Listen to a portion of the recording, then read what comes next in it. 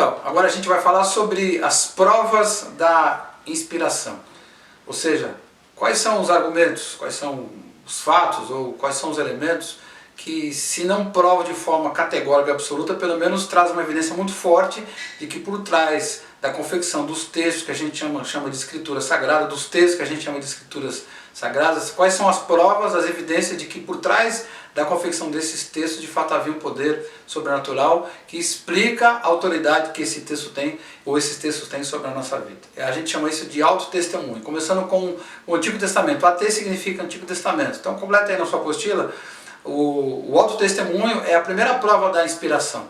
Ou seja, o Antigo Testamento, ele afirma a sua inspiração. Então, por exemplo, no livro de 2 Samuel, no capítulo 23, o profeta, ele mesmo diz de si mesmo que ele está dizendo, olha, o que eu estou falando é por autoridade de Deus. Então ele diz, o Espírito do Senhor fala por meu intermédio. Então, aí ele diz, a palavra de Deus está na minha língua. Ele mesmo diz que aquilo que ele está falando é autorizado, é inspirado por Deus. E o próprio Novo Testamento, também, NT significa Novo Testamento, aí na sua apostila, o Novo Testamento, ele afirma a auto-inspiração da Escritura, obviamente no caso do Antigo Testamento, porque quando o Novo Testamento estava sendo escrito, ele estava em processo de composição, de confecção, então oficialmente a Escritura era só o Antigo Testamento.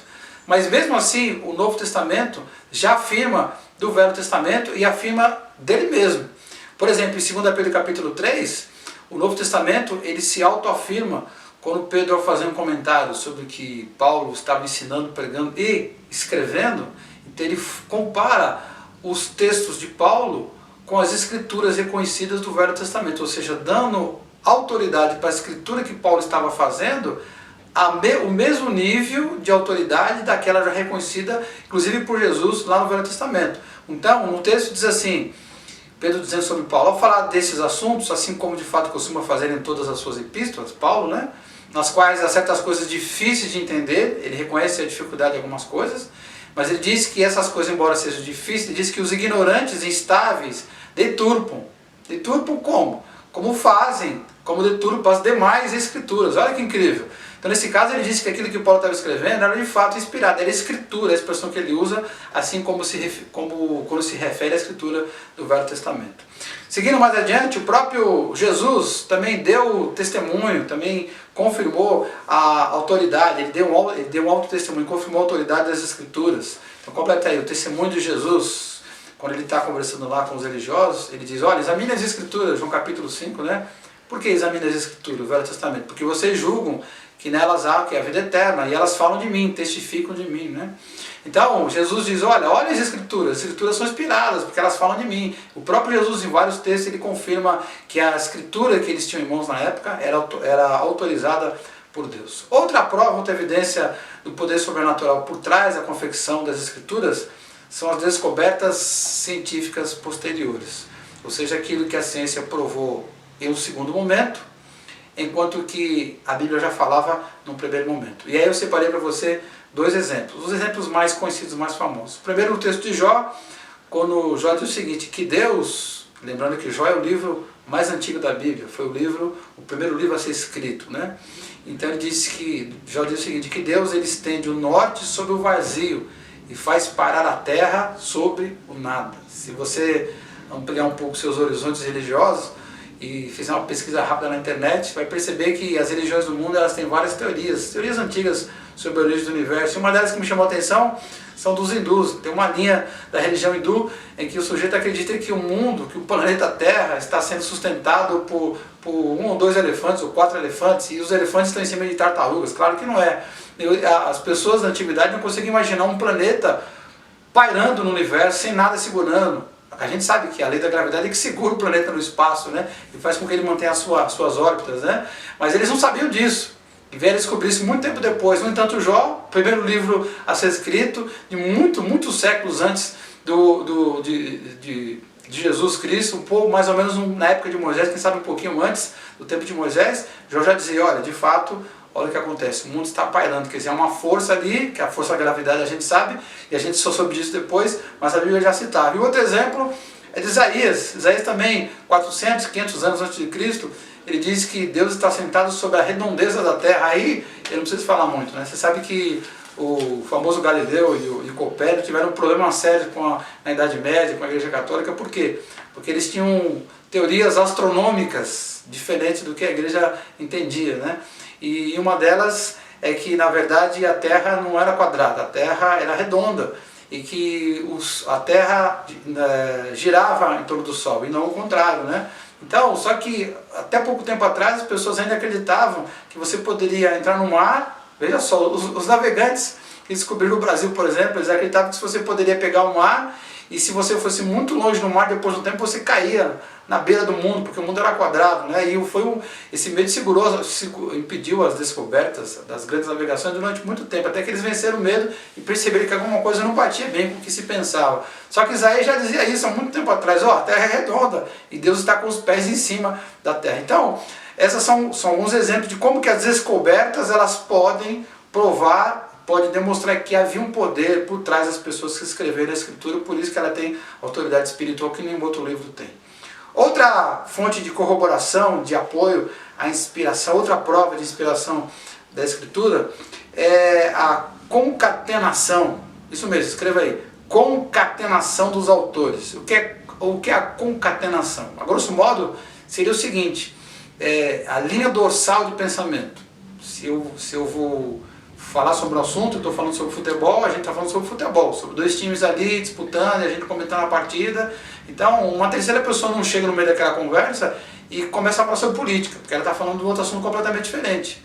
Mas a terceira pessoa que chegar vai falar sobre o mesmo assunto, porque estamos conversando sobre futebol. Então, a concatenação é essa unidade de pensamento, é um só pensamento, uma linha de raciocínio que tem lógica, que tem uma estrutura central, que tem uma coluna vertebral que conduz. E aí, a concatenação dos autores, como eu escrevi aí, são 66 livros diferentes, são 40 autores diferentes, e esses 40 autores escreveram esses 66 livros durante um período de aproximadamente 1.600 anos. E qual era o tema? Qual era o assunto? Eles estavam falando do mesmo Deus e da mesma fé. O pano de fundo, a coluna central do mesmo Deus e a mesma fé. Obviamente que se eu presenciar um acidente ali na esquina, eu chegar aqui e te contar, eu vou te contar a minha versão. Se depois que eu acabar de contar a minha versão, chegar um outro amigo que viu, que estava no acidente, que viu, e chegar aqui e te contar a versão que ele vai contar 5 minutos depois da minha, vai ter alguns detalhes, quem sabe até alguns detalhes bem relevantes, diferentes do que eu contei para você. Porque a gente não vai conseguir contar a mesma história. E isso em questão de 5 minutos em 2 pessoas. Agora imagina, 40 pessoas diferentes, durante 1.600 anos, escrevendo sobre o mesmo assunto. Aí você pega todos os textos e você percebe que eles não se contradizem. Então, por exemplo, você não vê no lugar falando que Deus é amor, no outro lugar dizendo que Deus não é amor. Você nunca vai encontrar isso. No lugar não vai dizer que Deus é o único Deus, e no outro lugar dizendo que existe mais do que um Deus. Você não vai encontrar isso. Ou seja, a prova de que havia um poder por trás desses homens, dessas mulheres, se é que tem mulheres na Escritura da Bíblia, tem algumas que a gente vai ver também, essas mulheres, esses homens que escreveram a Bíblia, escreveram as Escrituras, havia um poder por trás conduzindo, de tal maneira que elas pensaram de forma unânime. Houve ali uma concatenação das ideias. Obviamente que eu vou te falar também sobre o cumprimento das profecias, né? Então, você pega aí qualquer livro de profecia que não seja Escritura, pega o que eles disseram no passado e dá uma checada a ver se aconteceu ou se não aconteceu. Aí você compara com as profecias que existem na Bíblia, as que historicamente já tiveram o seu tempo de cumprimento, e veja se aconteceram ou se não aconteceram.